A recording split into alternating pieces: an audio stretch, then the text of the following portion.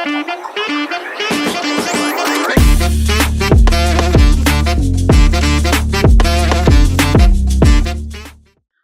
Everyone, जैसा कि हमने आपको पॉडकास्ट का एक नोटिफिकेशन के थ्रू आपको अपडेट किया ही था, तो आज हम लोग ये पॉडकास्ट स्टार्ट करने जा रहे हैं। पहले मैं आपको जो आए हुए हैं आज आपको पॉडकास्ट में डील करने के लिए सीआरपीसी मैटर पे, वो हमारे एडवोकेट जो कि district court and high court में प्रैक्टिस करते हैं और माने जाने एडवोकेट भी रहा है। कई सारे ऐसे केसेस भी उन्होंने डील करे हैं जो बहुत ही कॉम्प्लिकेटेड थे। सर, अपना इंट्रोडक्शन एक वीडियो पे बता देंगे? जी, I am advocate Syed Imran Ahmed. I am practising in Allahabad high court and district court. और जैसा कि आपने हमारे बारे में बताया तो ज्यादा बता दिया। Yes. इतना कुछ है नहीं, बस पब्लिक आती है उनकी परेशानियों को लेकर के और हमारा काम है उनकी परेशानियों को समय रहते और जैसा वो चाहते हैं उनको वैसा अनुतोष दिलाना, तो हम कोर्ट के माध्यम से दिलाते हैं लीगली प्रोसीडिंग करके। तो आइए फिर अब हमारे इससे जुड़े हुए जो क्वेश्चंस है जो कि कई व्यूअर्स के लिए पूछने पे थे और भी हम लोगों ने भी जो है कुछ क्वेश्चन तैयार किए हुए हैं, तो आइए उन पे क्वेश्चन पे जो है थोड़ा सा चर्चा होगा। सर, सीआरपीसी से रिलेटेड मामले हैं, उन पे कुछ क्वेश्चन पे जो है थोड़ा सा वो चाहिए था कि डिटेल मैनर में व्यूअर्स को भी समझ में आ जाए और हम सबको भी समझ में आ जाए। तो पहला क्वेश्चन सर ये था कि जो है, if A police officer conduct a search without A warrant and finds evidence, can that evidence B admissible in court? Discuss the exception भी मांग रहे हैं और अगर उसको व्यूअर्स को हिंदी में भी चाहिए था तो उनके लिए बोल दे रहे हैं। अगर कोई पुलिस अधिकारी बिना वारंट के तलाशी लेता है और उसे सबूत मिलते हैं तो क्या वह सबूत अदालत में स्वीकार हो सकता है? इस पे एक्सेप्शन भी। देखिए, बिना सर्च वारंट के कोर्ट में अगर वो एविडेंस पेश किया जाए पुलिस अधिकारियों द्वारा तो वो एडमिसिबल नहीं होता है। लेकिन कुछ अपवाद ऐसे हैं कि वो एडमिसिबल क्यों नहीं, क्योंकि वो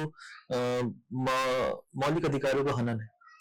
अब आप किसी की पर्सनल प्राइवेसी में बिना कोर्ट के मजिस्ट्रेट की परमिशन के अगर किसी घर में एंटर होंगे तो वो आपके खिलाफ शिकायत कर सकते हैं, उसके मौलिक अधिकारों का हनन। लेकिन कुछ एक्सेप्शनल केसेस में, जैसे कोई अपराधी है और वो साक्ष्यों को मिटा सकता है, तो वहां पर अच्छी नीयत देखी जाती है कि कोर्ट डिसाइड करता है कि क्या ये इनका बिना सर्च वारंट के सर्च करना सही था या नहीं था। ये डिपेंड करता है कोर्ट के ऊपर।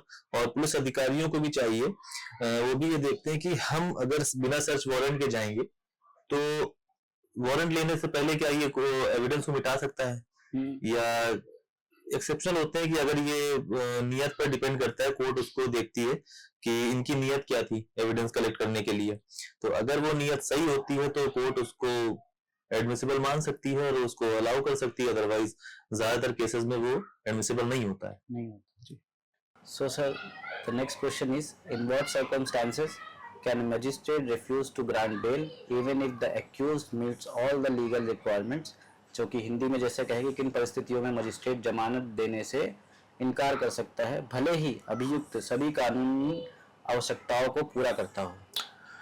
Magistrate can refuse to grant a bell.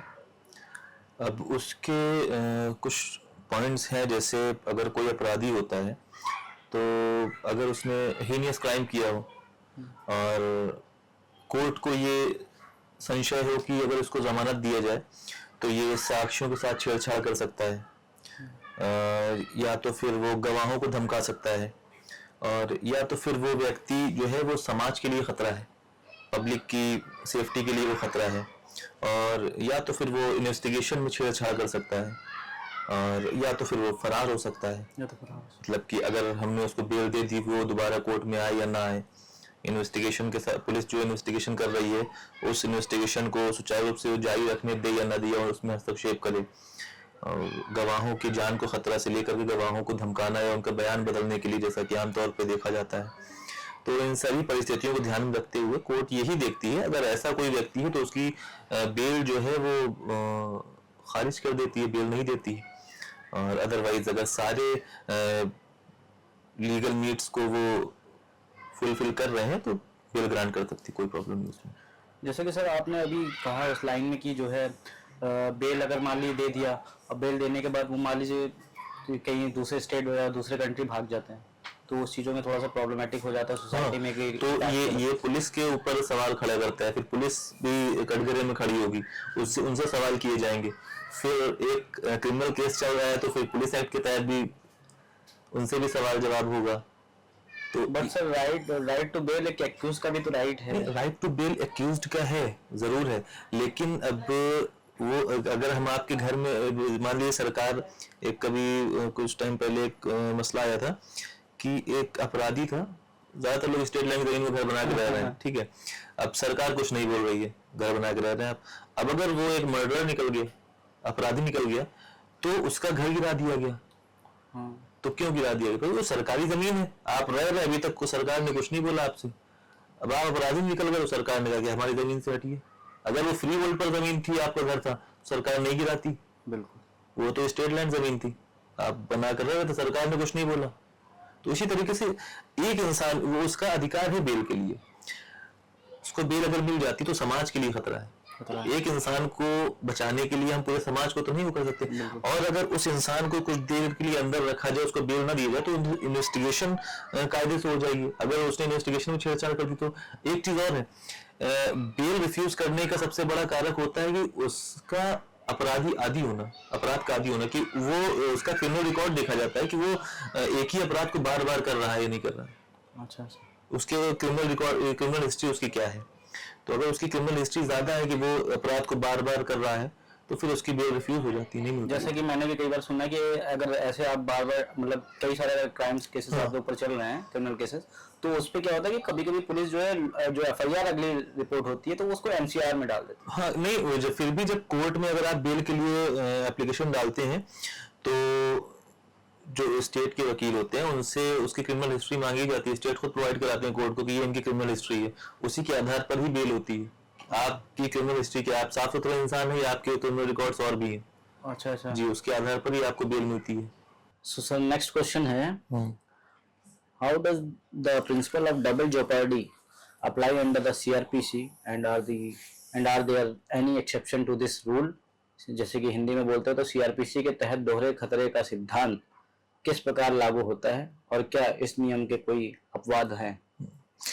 Jeopardy CrPC के सेक्शन 300 में बताया गया है कि दोहरे खतरे का सिद्धांत, जैसे एक व्यक्ति के लिए किसी सक्षम न्यायालय में अगर मुकदमा चलाया गया और उसको उस अपराध के लिए दोषी ठहरा दिया गया या बरी कर दिया गया, तो उसी अपराध के लिए उसको ऊपर दोबारा मुकदमा नहीं चलाया जा सकता। अच्छा, ये जेओपार्डी क्या नाम है, दोहरे खतरे सिद्धांत में ये बताया गया सेक्शन 300 सीआरपीसी।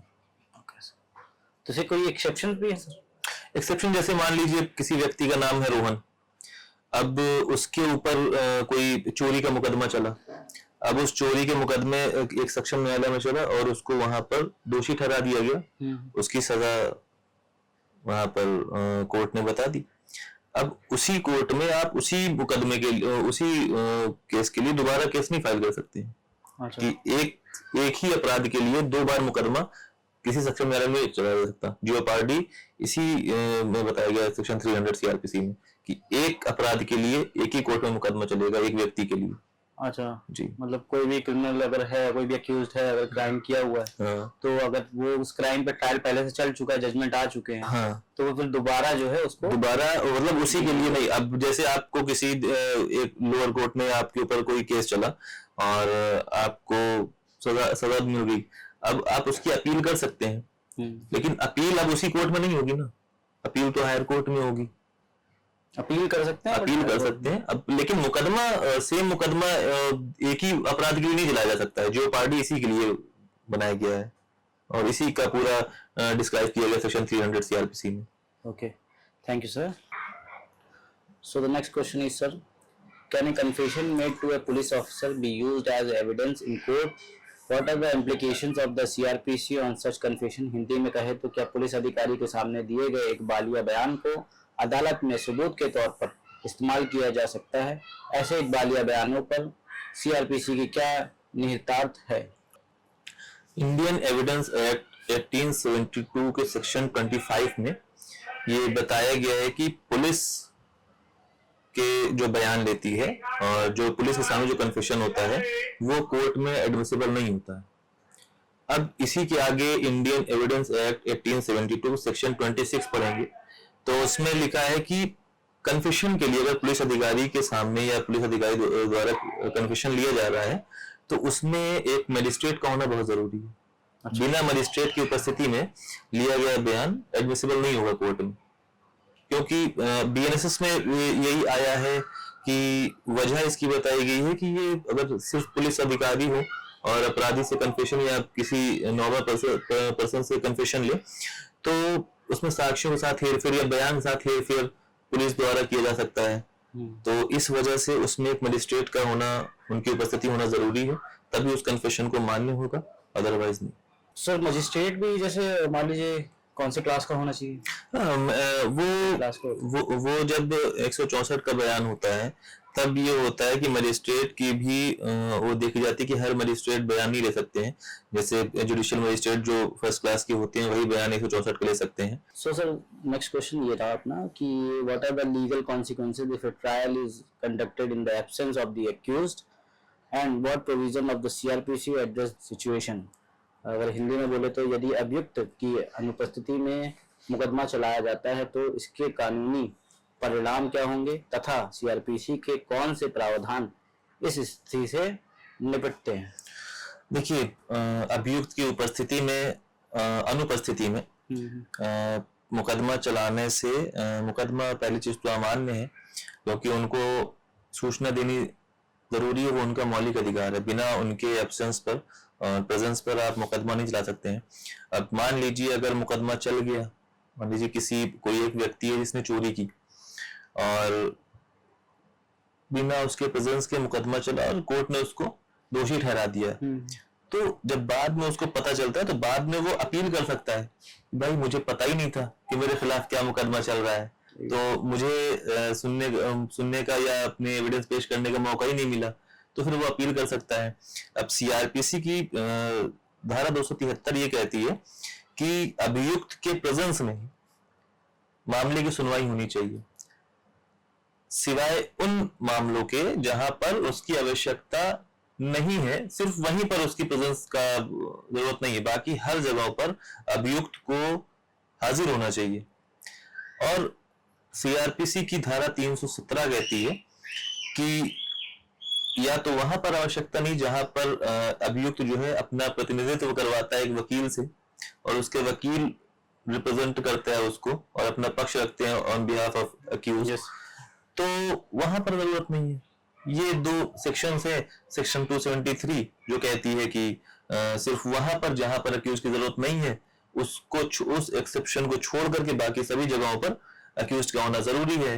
और 317 कहती है कि अगर वो वकील रिप्रेजेंट करता है, वकालतनामा लगाता है और वो अपना बयान देता है कि हाँ भाई हमारे जो वकील साहब जो बोल रहे हैं यही हमारा भी कहना है, तो उन केसेस में फिर कोई मतलब नहीं। अच्छा सर, जैसे एक भी और ऐसी भी चीजें हो सकती है, मान लीजिए किसी भी केस का जो एक्यूज के अगेंस्ट चल रहा है, अब वो उसकी आज के दिन मान लीजिए कि फाइनल वर्डिक्ट उसका अनाउंस होने वाला है बाय द जज।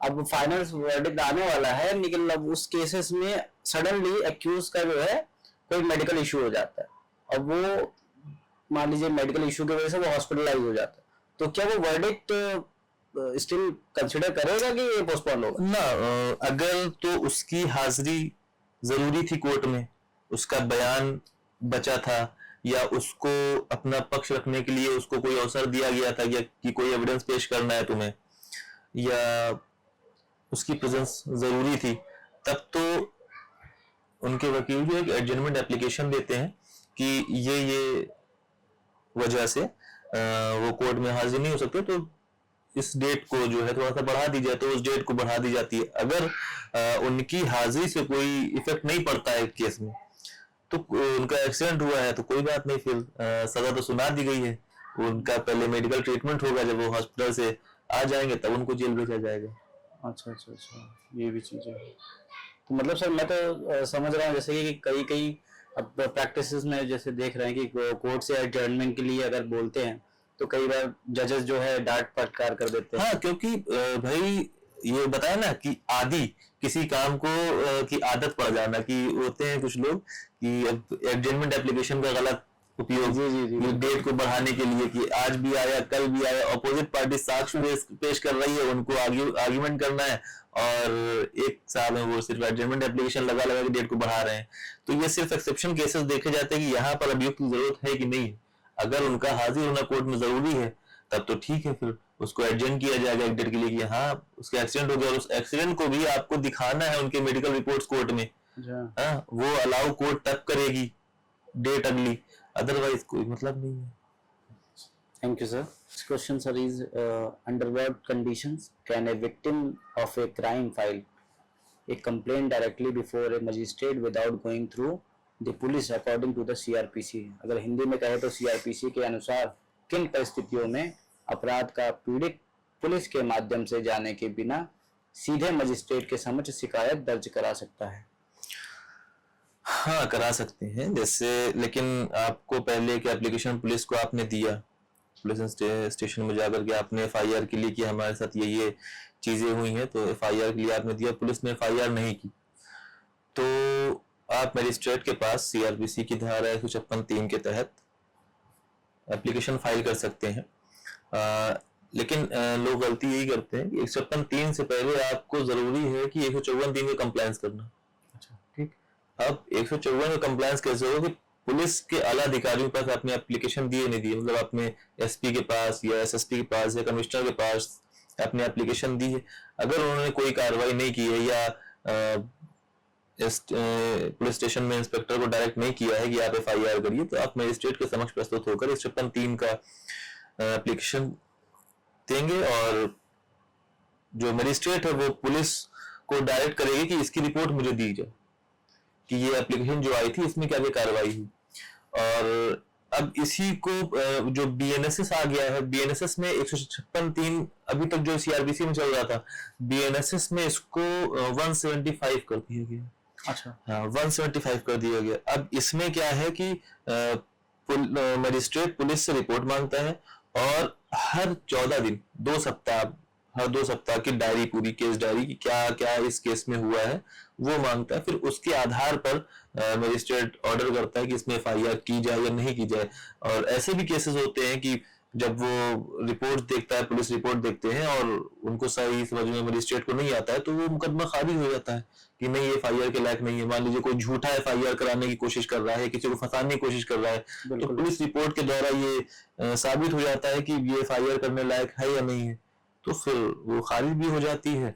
और अगर आपने एविडेंस सही से पेश की है मजिस्ट्रेट के सामने, तो वो अलाउ करते हैं और डायरेक्ट करते हैं पुलिस स्टेशन को कि इनकी FIR लिखी जाए और इस पर कार्रवाई की जाए। तो FIR लिखने के बाद भी पुलिस कोर्ट में ही सारे एविडेंस पेश करेगी, और दैनिक डायरी से लेकर के GD वगैरह सब कोर्ट में ही पेश होगी। तो सर इसमें कई बार ये भी देखने को आता है कि जो है कितने टाइप्स के होते हैं, मतलब मान लीजिए एक विक्टिम्स है, अगर उसको कुछ परेशानी है, वो एप्लीकेशन के लिए सफर कर रहा है, तो वो किन किन जो है स्टेप्स को फॉलो करके वो कहाँ जाकर के एप्लीकेशन देख सकता है। मान लीजिए थाने में नहीं सुन रहे तो कहाँ जाएगा, तो ऐसे कितने सारे जो है इनके टाइप्स हैं और कहाँ विक्टिम जा सकता है। देखिए ज्यादातर ये होता है ना, मामला फंस जाता है ज्यूरिसडिक्शन का। ज्यूरिसडिक्शन, लोगों को यही पता नहीं होता है कि हम किस थाने में FIR करें। Yes sir. अब आप रहते हैं सिविल लाइंस में मान लीजिए जी, ठीक है, तो और आप किस जो साथ अपराध हुआ, मारपीट हुई आपकी कन्नरगंज में, और जिसने मारपीट की वो रहता है तेलियरगंज में, तो हम FIR कहाँ करेंगे? ज्यादातर लोग कहते नहीं वो वहां रहता है तो उसी के थाने में जाके फायर करो।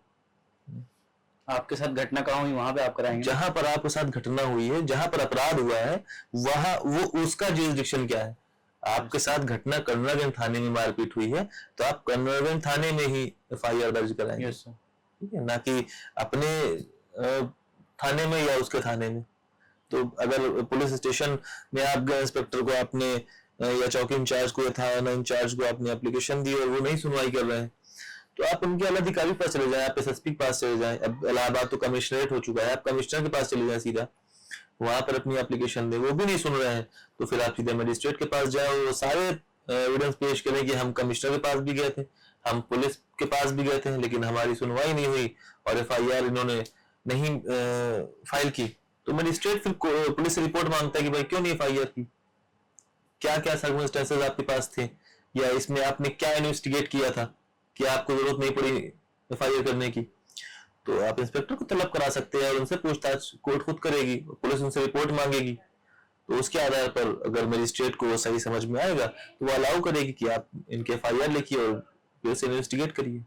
तो सर मजिस्ट्रेट के बाद भी और कोई स्टेप हैं फॉलो करने के लिए? ना, अगर एफआईआर करने के लिए अगर खारिज हो गई तो फिर आप नहीं कर सकते, फिर कहीं भी नहीं कर सकते? ना ना, तो अब वो तो साबित हो गया ना कि भाई आप नहीं कर, पुलिस ने रिपोर्ट दी, तो मजिस्ट्रेट ने तो आपको अलाउ कर दिया ना कि ये एफआईआर लिखने लायक नहीं है, या और वो खाली ऐसे नहीं करेंगे ना, आप एविडेंस पेश करेंगे कि हाँ इस वजह से हमारी एफआईआर लॉन्च होनी चाहिए थी। अब अगर आप एविडेंस देने में ही नाकामयाब हो गए तो आप तो फिर सीधा मजिस्ट्रेट पर सवाल ही निशान उठा रहे हैं। आप हाईकोर्ट जाकर क्या बताएंगे कि मजिस्ट्रेट साहब ने हमारी एप्लीकेशन क्यों नहीं सुनी, क्योंकि हम एविडेंस नहीं पेश कर पाए थे। तो हाईकोर्ट तो यही कहेगा ना कि भाई आप पहले एविडेंस तो पेश करिए, बिल्कुल सर, हमारे पास क्या करने आता है। तो मजिस्ट्रेट को आप एप्लीकेशन दीजिए और साथ साथ एविडेंस पेश करिए, बताइए कि पुलिस वालों ने आपकी एफआईआर लॉन्च क्यों नहीं की, आपने एविडेंस दिए या नहीं दिए। अब अगर आप मान लीजिए आपके साथ मारपीट हुई जिसमें धारा लगनी थी सिर्फ 323, 504, 506, क्योंकि सिर्फ मारपीट हुई है, अब आप उससे कह रहे कि नहीं साहब 307 लगाइए, 307 लगाइए, 308 लगाइए, तो 308 की तो आपके सर पे चोट होना जरूरी है। तो मजिस्ट्रेट के सामने आपको नहीं साहब इन्होंने 308 नहीं लगाई, तो क्यों नहीं लगाई भाई, आप मेडिकल दीजिए, मेडिकल में अगर नहीं आई सर में चोट तो क्यों 308 लगेगी, बिल्कुल क्यों 308 लगेगी। अब आप कहेंगे नहीं मजिस्ट्रेट साहब ने भी नहीं किया, हम हाईकोर्ट जाएंगे, तो ये तो आप गलत कर रहे हैं और क्या। Next one is sir, how does the CrPC address the issue of false FIRs and what remedies are available to the accused in such cases. Hindi में बोले तो सीआरपीसी झूठी एफआईआर के मुद्दे को कैसे संबोधित करती है और ऐसे मामलों में अभियुक्तों के लिए क्या उपाय उपलब्ध है? देखिए, सीआरपीसी की धारा 154 कहती है कि अगर कॉग्निजेबल ऑफेंस है, संज्ञेय अपराध है, तो उसके लिए पुलिस को एफआईआर दर्ज करनी होगी, और अगर वो एफआईआर झूठी पाई जाती है तो उसके लिए फिर वो प्रारंभिक जांच कर सकते हैं। और अगर वो नॉन कॉग्निजेबल ऑफेंस है तो नॉन कॉग्निजेबल ऑफेंस के लिए सीआरपीसी की धारा 155 ये कहती है कि उसको मजिस्ट्रेट की परमिशन लेनी होगी जांच के लिए। और अगर किसी के विरुद्ध झूठी एफआईआर हो चुकी है तो वो हाई कोर्ट में सीआरपीसी की धारा 482 के तहत एफआईआर को क्रैश करा सकते हैं, और जिसने झूठी एफआईआर की है उसके खिलाफ सीआरपीसी की धारा 182 के तहत मुकदमा पंजीकृत होगा, बिल्कुल वो चलाया जाएगा। फिर जो भी एविडेंस पेश होंगे, कलेक्ट होंगे, और जो भी उनकी दुर्भावनापूर्ण जो भी उनकी मंशा रही होगी उसके खिलाफ उनको खुद सजा मिलेगी। तो सर जैसे कि अभी तो आपने बताया है, बट उसमें क्या है कि एक्यूज को जैसे मतलब कि कुछ रेमेडीज होती हैं, तो रेमेडीज क्या क्या उसको एक्यूज को मिलता है? हाँ, वो अगर उसके खिलाफ झूठी एफआईआर हुई और उसको सफर करना पड़ा बेफालतू में, तो वो मुआवजे का अधिकारी हो सकता है। भाई उसके मौलिक अधिकारों का हनन हुआ है और वो परेशान हुआ है, उसको नुकसान हुआ है, तो वो कोर्ट में मुकदमा पेश कर सकता है कि उसको मुआवजा मिले, तो कोर्ट में उसको मुआवजा प्रोवाइड कराएगी। अच्छा, सो sir next one is what is the significance of section 164 of CRPC regarding the recording of statements and how does it protect the rights of the accused? Hindi में बोले तो बयान दर्ज करने के संबंध में सीआरपीसी की धारा 164 का क्या महत्व है और यह अभियुक्त के अधिकारों की रक्षा कैसे करती है? तो 164 का बयान लेने के लिए सबसे पहले योग्य न्यायिक मजिस्ट्रेट ही 164 का बयान ले सकते हैं, और उनके लिए जरूरी ये है कि पहले जो बयान करने वाला है, तो 164(3) में ये बताया गया है सीआरपीसी की धारा 164(3) की पुलिस के दबाव में बयान तो नहीं लिया जा रहा है, और बयान लेने से पहले मजिस्ट्रेट को ये सुनिश्चित करना होगा उनको कि आप जो ये बयान दे रहे हैं ये आप अपनी स्वीकारोक्ति से दे रहे हैं, और इस बयान को आपके खिलाफ भी यूज किया जा सकता है अगर कुछ गलत होता है तो। और देखा जाए कि वो जो आदमी बयान देने जो अक्यूज्ड आया है वो हथकड़ी में तो नहीं है, बिल्कुल सर, या उसके ऊपर किसी प्रकार का कोई दबाव तो नहीं है, तो उसको पहले फुल सेटिस्फाई करके और उसको ये बताया जाए कि जो बयान आप ये दे रहे हैं ये आप दबाव में दे रहे हैं या अपनी मर्जी से दे रहे हैं, जो चीजें आप, तो उसको उन चीजों को फुलफिल करना बहुत जरूरी है और उसके बाद ही बयान दिया जाएगा, क्योंकि बयान उसके फेवर में भी हो सकता है और उसके खिलाफ भी जा सकता है। तो जरूरी है कि वो पुलिस के दबाव में या किसी के भी दबाव में या किसी व्यक्ति के दबाव में तो नहीं है। तो दबाव के लिए पुलिस का दबाव तो नहीं, इसके लिए धारा 164(3) में पूरा प्रावधान दिया गया है कि किस तरीके से बयान वो होगा, और इस 64 का बयान तो एक न्यायिक मजिस्ट्रेट ही लेता है। तो वो इस सारी चीजों को देख करके की और बाद में फिर वो देने के बाद फिर उनको एक लेटर भी बना कर देते हैं कि आपने जो ये बयान दिया है ये आपने अपनी सुरक्षा से दिया है, ताकि कोई मान लीजिए फर्दर इन्वेस्टिगेशन, हाँ, मान लीजिए तो आप बयान से पलटे नहीं। हाँ, उससे पूरा लिखित रूप से वो होता है, जो बयान वो बोलते हैं वही लिखा भी जाता है ताकि वो पलटे नहीं एक एक बयान, क्योंकि जो आगे इन्वेस्टिगेशन या जो आगे ट्रायल चलेगा तो ये इसी के ऊपर होगा। पूरी प्रोसीडिंग उनके बयान पर ही डिपेंड करेगी, स्टेटमेंट भी रिलाई करती है हाँ, कहीं ना कहीं। हाँ, तो वो बयान जो होगा वो वर्बली भी रिकॉर्ड होता है और लिखा भी जाता है, तो इसलिए आप अपने शब्दों से बाद में पलट ना जाएं, तो आपको पूरी तरीके से बताया जाता है। वर्बली बोले तो सर मतलब मान लीजिए कि रिकॉर्डिंग के थ्रू, मान लीजिए फोन कॉल के थ्रू, हाँ उनको अगर राइट दे दिया ना फोन कॉल के थ्रू बयान हो ही नहीं सकता, वो आप न्यायिक मजिस्ट्रेट के सामने पेश होंगे। अच्छा, 164 का जो बयान होता है वो मजिस्ट्रेट के सामने ही होगा, आप फोन पर नहीं हो सकता है। सर जैसे पहले मान लीजिए अभी बीच में ही जब कोविड चल रहा था तो उस टाइम पे मतलब कई एडवोकेट्स मतलब कि वर्चुअल तरीके से हाँ, तो वो वर्चुअली था, वो वर्चुअली था और उसको वीडियो कॉन्फ्रेंसिंग के थ्रू बयान हो रहा था। तो वीडियो कॉन्फ्रेंसिंग के थ्रू भी मजिस्ट्रेट के ही सामने, क्योंकि मजिस्ट्रेट भी वीडियो कॉन्फ्रेंसिंग में होते थे, ऑडियो तो नहीं था, वीडियो था। अच्छा, video conferencing. In what scenario can a high court quash an FIR or criminal proceeding under its inherent power and what are the limitation of this power? Hindi में बोले तो किन परिस्थितियों में उच्च न्यायालय अपनी अंतर्हित शक्तियों के अंतर्गत FIR या आपराधिक कार्यवाही को रद्द कर सकता है और इस शक्ति की सीमाएं क्या हैं?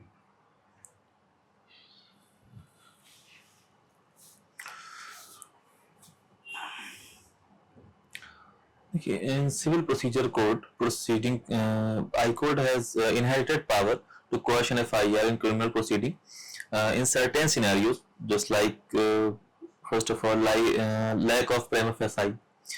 If there is no prima facie case against the accused, the High Court can quash the FIR or proceeding. Second number is abuse of process of the law. If the FIR or proceeding are found to be an abuse of the process of the law, so the High Court can refuse quash the FIR. And malicious prosecution. If the prosecution is found to be malicious, then the High Court can quash the FIR or proceeding. And fourth number is settlement between the parties. If the parties have reached a settlement and the continuation of proceeding would be an abuse of process of the law, then the High Court can quash the FIR proceeding. And fourth number is settlement between the parties. So if the parties have reached a settlement and the continuation of proceeding would be an process abuse of the process of the law, then the High Court can quash the FIR proceeding. और exceptional cases जैसे no routine quashing, questioning इसलिए होती है क्योंकि निर्दोष व्यक्तियों को high court दुर्भावनापूर्ण FIR से बचाएगा, तो इसलिए उन पर मुकदमा पंजीकृत ना होकर के उस FIR को क्वैश कर दिया जाता है। जैसे मान लीजिए कि A एक व्यक्ति है, उसने B के खिलाफ FIR दर्ज कराई, अब B ने 482 के तहत हाई कोर्ट में एप्लीकेशन फाइल की, तो अब उसके ऊपर कोई प्रथम दृष्टया मामला दर्ज नहीं था, तो हाई कोर्ट ने उस FIR को क्वैश कर दिया। तो ये देखा जाता है कि वो व्यक्ति कैसा है, झूठा है, FIR झूठी है या दुर्भावनापूर्ण तरीके से उस FIR को की गई है, तो उसके आगे क्या इफेक्ट उस पर पड़ेंगे। अब कोई व्यक्ति के खिलाफ अगर FIR दर्ज कराई गई और गलत FIR दर्ज कराई गई, अब अगर हाईकोर्ट उस FIR को क्वैश ना करे और उस पर मुकदमा पंजीकृत हो जाए कि नहीं, पहले मुकदमा पंजीकृत होगा, तो वो कितने साल सफर करेगा। बिल्कुल। तो इस तरीके से केसेस को भी उस व्यक्ति के मौलिक अधिकारों का हनन ना हो और उसके खिलाफ कोई दुर्भावनापूर्ण तरीके से FIR दर्ज करा रहा है, तो हाई कोर्ट के पास पावर है, उसके पास इनहेरिटेड पावर है कि उस FIR को वो क्वैश कर दे।